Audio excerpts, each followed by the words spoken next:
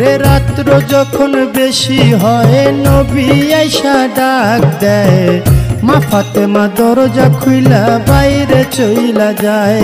ওরে আগে নবী মুস্তফায়ে পিছে চলছে ফাতেমায়ে, গোপনে গোপনে চলছে আলী মর্তুজায়।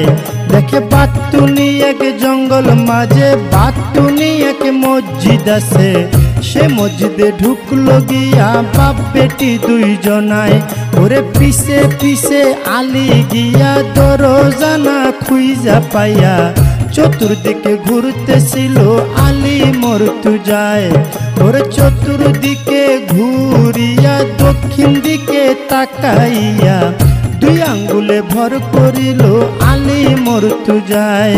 এবার দুই আঙ্গুলে ভর করিল দক্ষিণ দিকে দুই ছিদ্র করল, ছিদ্র করিয়া